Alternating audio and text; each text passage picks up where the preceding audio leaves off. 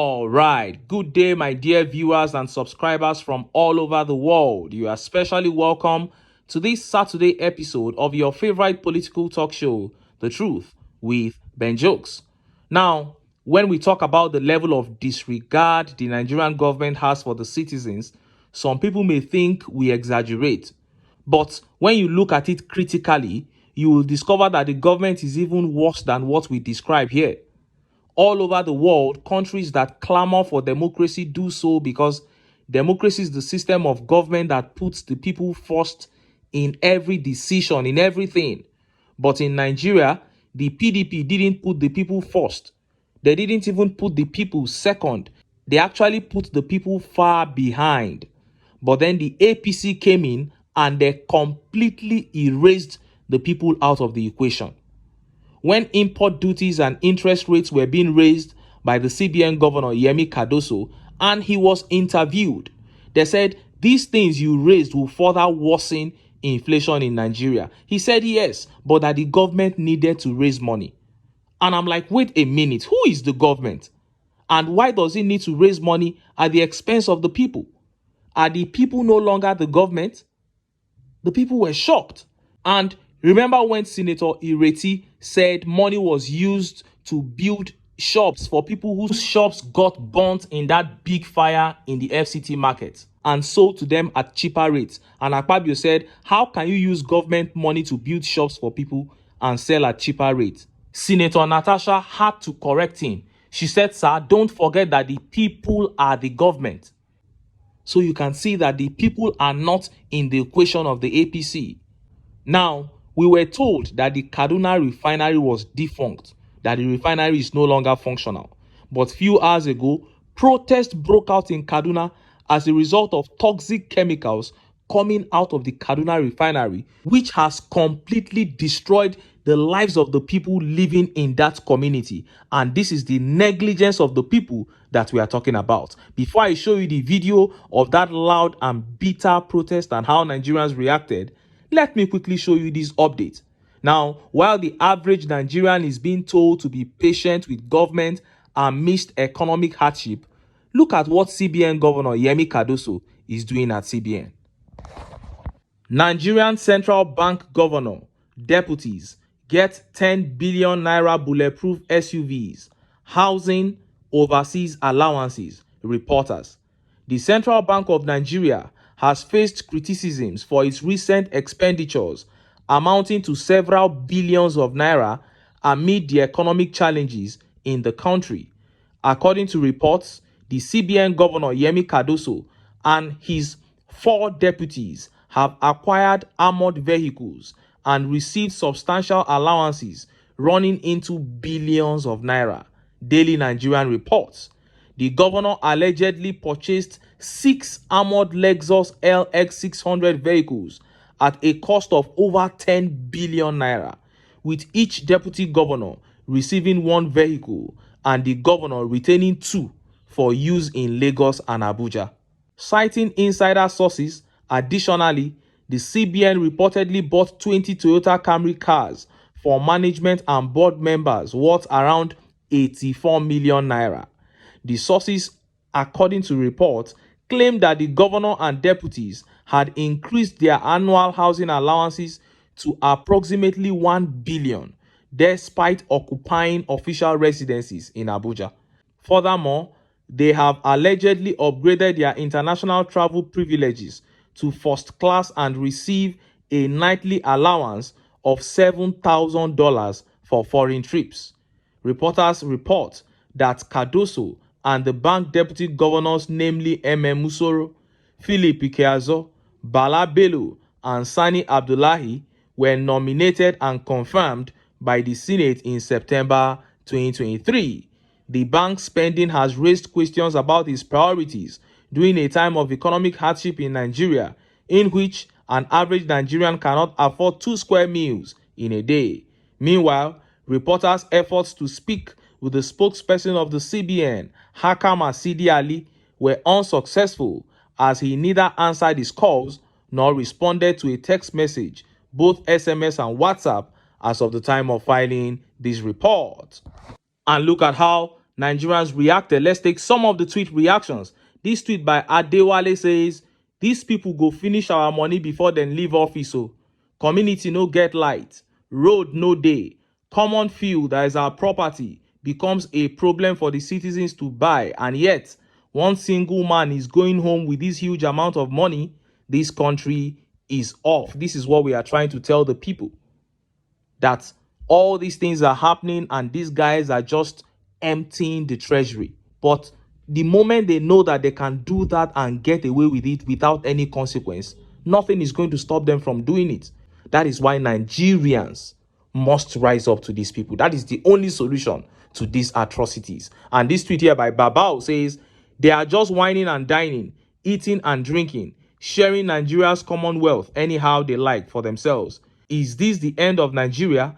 Because it feels to me like people are now cutting the carcass of Nigeria like Eja Bubuton, as in take whatever your hand meets and run." That is what I think they are doing.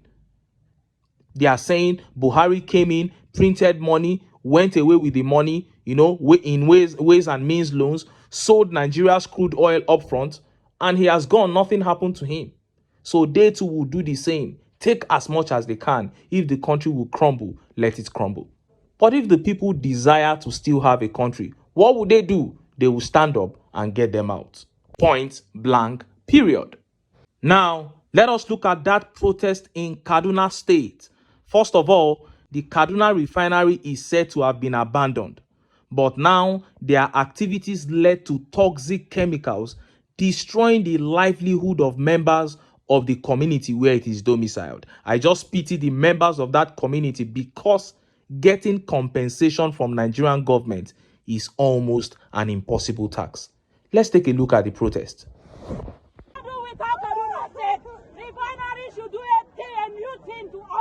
Tensions were high as crowds of protesters, mostly women from Kapan community in Chukun local government area of Kaduna State, blocked the road to the Kaduna Refining and Petrochemical Company, holding placards and displaying dead crop leaves. Their voices were filled with anger and desperation as they chanted and demanded justice. We have been passing through difficult smells. In the process of this chemical they sprayed, they said, we don't even know the name, but they said it will not affect humans, but it kills animals. It kills the animals in the community, both the crops died, they were just drying. We don't know what happened. These elderly women who joined the protest expressed the community's anguish. She and the other women are demanding justice and compensation. They insist the refinery must take responsibility for its action and ensure that such incidents never happen again. See my farm, finished, my rice finished, everything, nothing is there. Mice are peppering me, my nose said everything is just clean. Residents of Kapan estimate that the incident, which occurred on Tuesday, has resulted in financial losses amounting to millions of naira. What happened about 3 days ago, when after releasing this their chemical, there is a farm, yam farm, that I collected loan to farm. I will take you people there to go and see the farm. I plant those yam in sap. If we go there, roughly 1,500 bags of yam. Now, this chemical just came upon the whole thing and it destroyed them in totality. The management of the NNPC acknowledged the community concerns, said an accident a few days ago led to the discharge, assuring that compensation will be made for any harm caused. So we have saw what they complained. We are going back to see our MD. So they are our neighbors. So we try as much as possible to bring support to them. The Kapan community remains determined to have their voices heard and has vowed to continue their protest until justice is served. You saw that. Very sympathetic situation, and this has been the plight of Niger Delta for so many decades. First of all, only God knows the state of health of those protesters there and all other members of that community that have inhaled those toxic chemicals. I'm not being pessimistic, but you need to give them 3 weeks if nothing happens before you conclude that they are fine.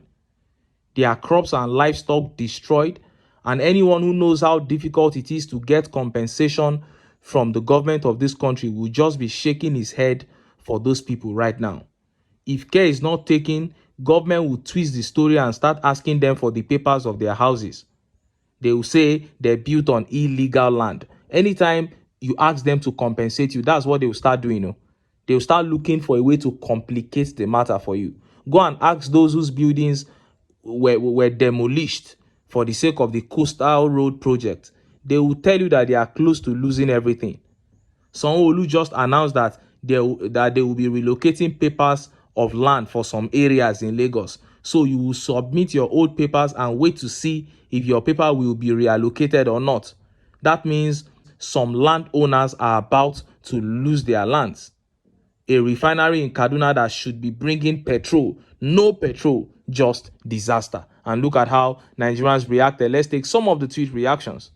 This tweet here by Simon says, so it is only toxic chemical discharge that the Kaduna refinery can produce in Nigeria. What did they refine to produce this toxic chemical? This is a very big question. You told us that this refinery is not functional. It is defunct. So why is toxic chemical coming out of that place? You are a refinery. You are not giving us petrol. What you are giving us is toxic chemicals. A lot of things are happening underground in this country.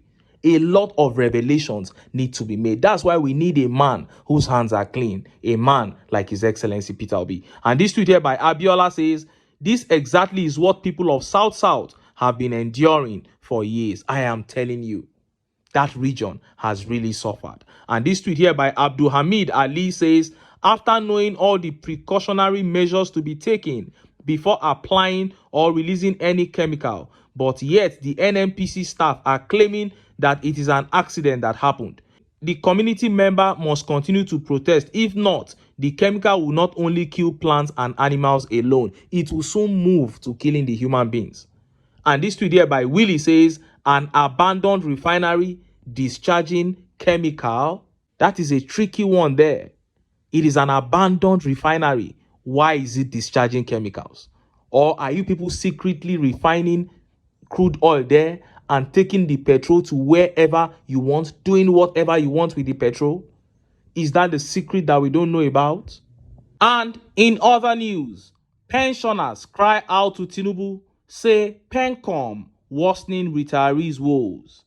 The Correctional Officers PENCOM Retirees Association of Nigeria, COPRAN, says the Contributory Pension Commission scheme is worsening retirees' challenges. COPRAN, in a petition to Tinubu, Senate President, Speaker of the House of Representatives, Labour Minister, and the National Human Rights Commission, among others, said PENCOM starved pensioners of their funds after retirement. COPRAN President in Plateau, Anthony Ayiwulu, said the PENCOM policy, although made in good faith, had caused more harm than good to public servant retirees who are called senior citizens. Mr. Ayiwulu said the policy needed to be changed or reviewed urgently for the common good, the betterment of those concerned, and an effective result. The association's president stated that after 35 years of diligent, selfless service to one's nation, all one has to show for is old gratuities and inability to provide for one's basic needs and even the needs of one's family. The Nigerian army sought out of the PENCOM scheme and their request was granted because the scheme only created untold hardship in the lives of retired servicemen. In the current situation of the country, with the rate of inflation, retirees have a lot of bills to pick, including taking care of their health. There should exist a spirit of fairness in the nation's dealings with the citizens and in the payment of civil public servants and retirees promptly would help them cope with retirement, he said. He said senior citizens were yet to receive any palliative to mitigate the country's difficult economic situation. According to him, senior citizens under PENCOM were asked to submit their information through their various pension fund administrators, but there have been no positive responses till date. This was what I spoke about at the beginning of this video, how a government treats its citizens. Now they are writing to Tinubu, writing to Senate President. I don't know if these guys don't know what is going on. These politicians go to pension funds to borrow money. They say they are borrowing, but they are just taking the money anyhow they like. The other day, the Minister of Finance came out and said they were going to borrow from pension funds. The ones that you are borrowing, we have not seen anything you have done with them. You are taking excessive loans. In fact, there is a loan they took. They said they are going to start paying 10 years later. Payment is going to start 10 years later, and it is going to last for 40 years. That means generations to come, they are the ones that are going to finish paying that loan. What have you done with that money? We've not seen anything. And you are saying you want to go and start taking money from pension funds. Now, here are pensioners writing to Tinubu, writing to Senate President that they have not been paid. But these are the guys mismanaging your monies. So the way citizens are treated in this country is just so despicable. It's just so pathetic. And to be candid, this is never going to stop. And that is why I keep telling the people that under the APC, this is how we are going to continue having it. And if the people desire to have a better nation, a nation that they can be proud of, then this is what they have to do. They must put aside their sentiments, come together and get the APC out of power. But until then, make I still enter town. Make I go get some ogbonge political news wey una go like. Why? Because of una. Now I dey here, so don't go away. Don't go away.